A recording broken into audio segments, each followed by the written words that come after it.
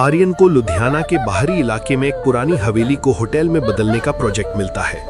वो अपने दोस्त समीर के साथ वहां पहुंचता है। हवेली बेहद पुरानी है और उसके आसपास बरगद के घने पेड़ हैं। वहां का केयरटेकर चौधरी जी उन्हें चाबी देते हुए चेतावनी देता है, बेटा, सूरज ढलने के बाद हवेली की पिछली कोठरी की तरफ मत जाना, वहां से अक्सर किसी के सुबकने की आवाजें आती हैं। समीर हंसते हुए कहता है, चौधरी जी, हम मॉडर्न जमाने के लोग हैं, भूत प्रेत पुरानी बातें हो गई। आर्यन और समीर हवेली के बड़े हॉल में अपना सामान जमाते हैं।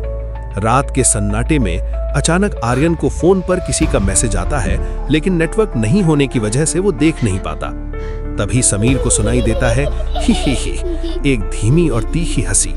समीर को लगता है आर्यन मजाक कर रहा है, पर आर्यन तो गहरी नींद में है। अचानक छत से कुछ बूंदें गिरती हैं। समीर देखता है तो वो पानी नहीं बल्कि गहरे लाल रंग का खून जैसा कुछ है। वो डर के मारे आर्यन को उठाता है। अगले दिन आर्यन हवेली के नक्शे की जांच करता है और उसे पता चलता है कि नक्शे में एक कमरा है जो असलियत में दीवार के पीछे छिपा दिया गया है। अपनी जिज्ञासा के कारण वो उस दीवार को तोड़ते हैं। अंदर एक पुरानी अघोरी की कोठरी मिलती है। कोठरी में तंत्र मंत्र का सामान, राख और एक छोटी सी मटकी मिलती है। मटकी पर काले धागे बंधे हैं। समीर गलती से वो धागा खोल देता है। जैसे ही धागा खुलता है, पूरे कमरे का तापमान गिर जाता है और मोमबत्तियां अपने आप बुझ जाती हैं। रात के 2 बज रहे होते हैं। अचानक हवेली के गलियारों में किसी छोटे बच्चे के दौड़ने की आवाज आती है। आर्यन टॉर्च लेकर बाहर निकलता है। वो देखता है कि फर्श पर छोटे छोटे पैरों के निशान बने हैं जो खून से लथपथ हैं। आर्यन जैसे ही पीछे मुड़ता है, उसे एक छोटा सा बच्चा दिखता है, लेकिन वो बच्चा नहीं था। उसका चेहरा आधा सड़ा हुआ, आंखें पूरी काली और दांत बाहर निकले हुए थे। वो कच्चा कलवा था जिसे सालों पहले एक तांत्रिक ने अधूरी बलि से पैदा किया था और अब वो आजाद हो चुका था।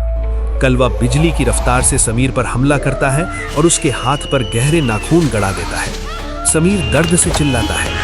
वे दोनों भागकर मुख्य हॉल में छिप जाते हैं, लेकिन कलवा छत पर चिपककर उनके पीछे पीछे आ रहा होता है। डरे हुए आर्यन ने तुरंत चौधरी जी को फोन किया, जो पास के घर में रहते थे। चौधरी जी ने बताया, वो कच्चा कलवा है। तांत्रिक ने उसे किसी की जान लेने के लिए बनाया था, पर तांत्रिक खुद मारा गया और वो कलवा उस कोठरी में कैद रह गया। उसे शांत करने का एक ही तरीका है, उसे उस मटकी में वापस बंद करके शमशान की मिट्टी से दबाना होगा। आर्यन और समीर हिम्मत जुटाकर वापस उस कोठरी की तरफ भागते हैं। कलवा उनका रास्ता रोकता है। वो कभी बच्चा बनकर रोता है तो कभी राक्षस बनकर उन पर झपटता है। आर्यन उस मटकी को उठाता है, लेकिन कलवा उसे जोर से धक्का देता है। समीर, जो घायल होने के बावजूद कलवा का ध्यान भटकाने के लिए चिल्लाता है। आर्यन जल्दी से मटकी में रखी तांत्रिक राख और पुरानी जंजीरों का इस्तेमाल करता है। जैसे ही वो मंत्र पढ़ना शुरू करता है, कलवा हवा में तड़पने लगता है। एक आखिरी चीख के साथ वो साया मटकी के अंदर खींचा चला जाता है। आर्यन तुरंत उसे काले कपड़े और धागे से दोबारा बांध देता है। अगली सुबह वे दोनों उस हवेली को हमेशा के लिए छोड़ देते हैं। आर्यन ने प्रोजेक्ट कैंसिल कर दिया।